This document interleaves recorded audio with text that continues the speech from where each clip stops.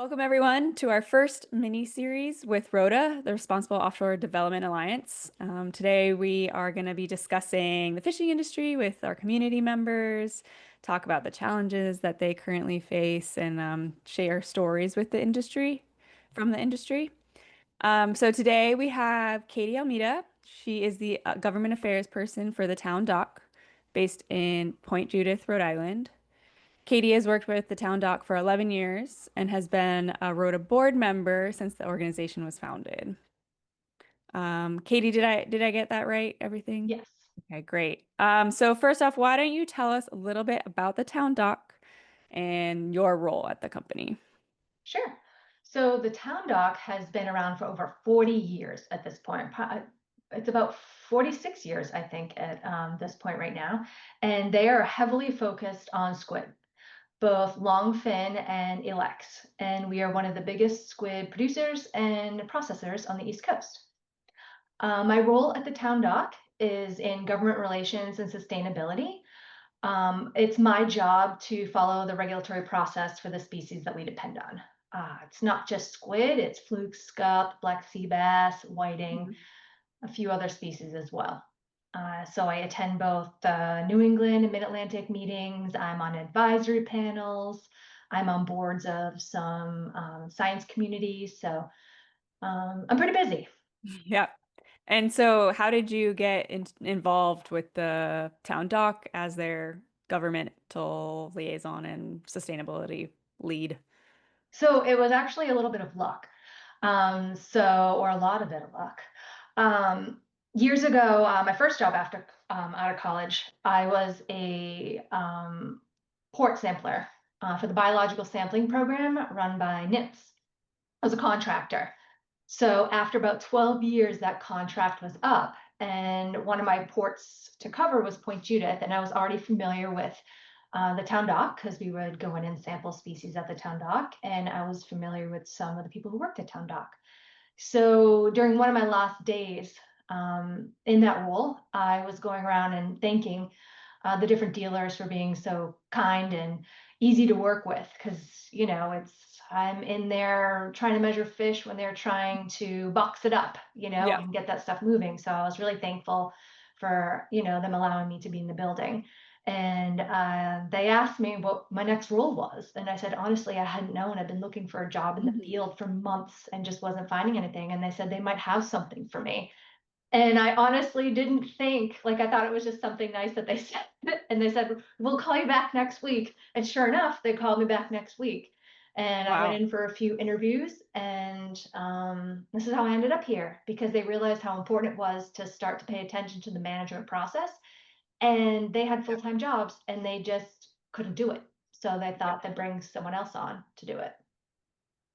Very cool. Yeah. So it, as you said, town dock, squid is the primary fishery that you guys are working with, but you have others as well that you is it dealing or are your vessels also catching those other um, squid, black sea bass, scup? Yep. So we own some of our own vessels. We Okay. have a couple of our own vessels, and we also take in a lot of independently owned vessels. Okay. So yes, it's squid, mackerel, maybe some butterfish, fluke, scup, black sea bass, whiting, and some vessel like striped bass. Okay. That stuff I'm not involved in. It's all the Yep. federally managed species that I work with. Yeah. Okay. So Well, bits and pivoting. pieces of other species, but really it's squid. Okay, so pivoting to the squid in fishery, like maybe could you give us a simplified 1 minute breakdown of how the squid fishery operates and how it's managed on the East Coast? Yeah. Sure. So squid is managed under the Squid Mackerel Butterfish FMP, which is managed by the Mid-Atlantic Council. The squid fishery is year-round. It's broken into 3 trimesters. So the overall quota for the year is split up between the 3 trimesters. The first and the last trimester of the year have the most quota in it, and the second trimester, which is during the summer, late spring and summer, has the least amount, and that's because the fishery takes place inshore and is to help protect the spawning grounds. Okay. Then to my next question, what are some of those changes that you've seen with the squid industry, either through management or other changes that you've seen recently? Sure. So since I've been involved in the management process, we've been through two requalification processes with squids. One with longfin that was successful. It was already a limited access fishery, but the council decided that they wanted to go through with another requalification process, which means you'd have another bracket of years that you would have had to qualify with a certain amount of landings to be able to remain in the fishery. Okay. They ended up going through with that. And then years later, about 5 years ago, they went through with bringing about an ILEX requalification. However, that did not pass muster at NIFS. So there was no second round of requalification. Okay. I see.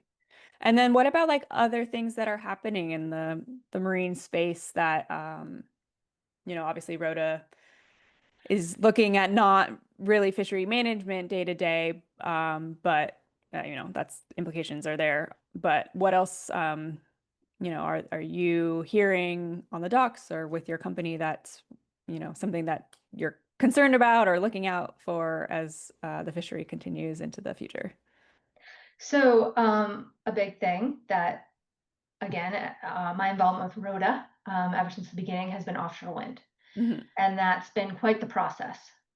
We've been through a lot with RODA with offshore wind Yeah. since the beginning, and we're still following that now, obviously, as you know. But there are other things as well. With the what do they call it? The blue economy, if you will, is expanding. And people are looking into different ways to reduce carbon dioxide in the air or have renewable energy, whether that be offshore wind or floating technology, wave energy. But also in the blue economy is aquaculture. Hmm. So it's not that the traditional commercial fishery industry owns this water, but they've been operating in it for many, many years. Yeah. And now we've got increased competition um, on the water. And we just want to make sure that, we maintain a healthy ecosystem and that we can share the space that we use out there.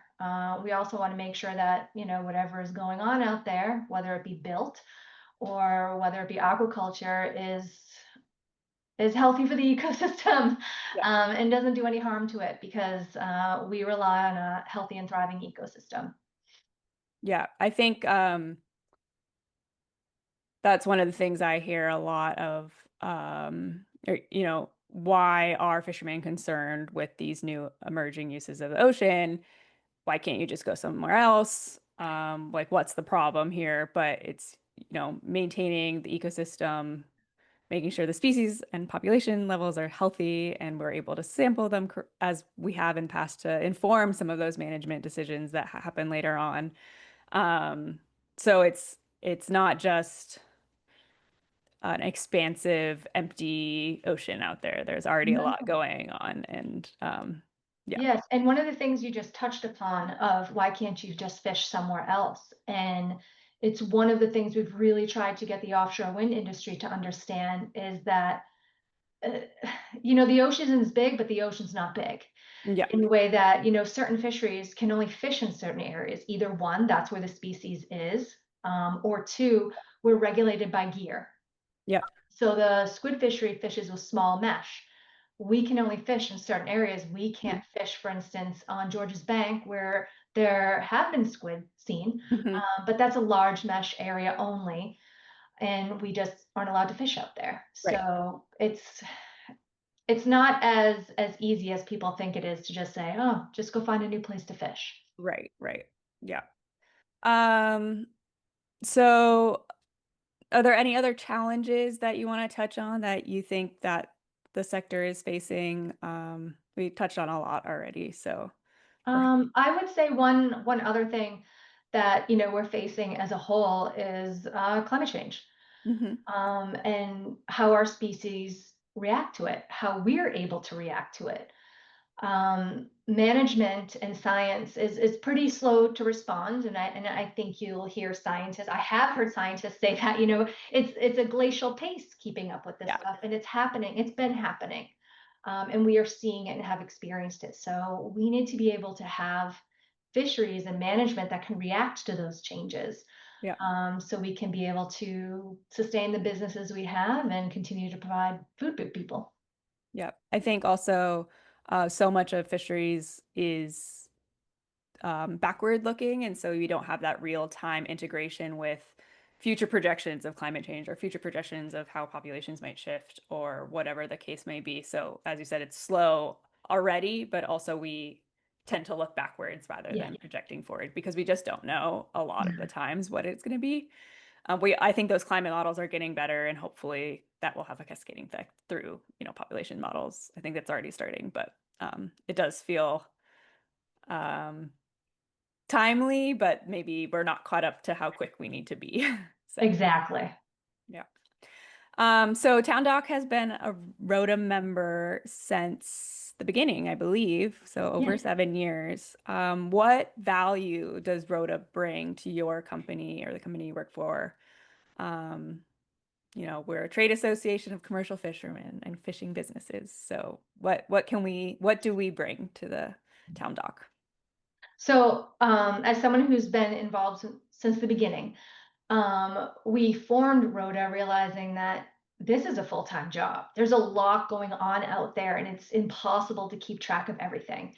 I already have a full-time job. A lot of us obviously involved have the full-time job, and we just couldn't keep on top of it. So we decided that we could hopefully form this organization, and staff it full of people that could be their full-time job.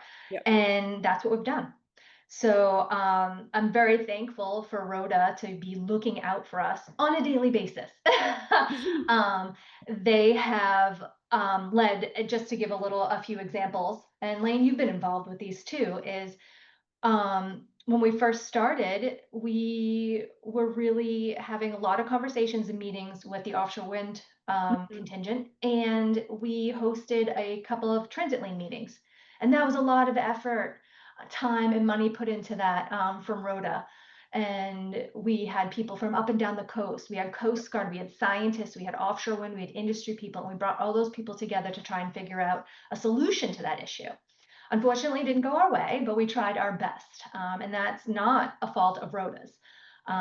You guys did an incredible job putting that together.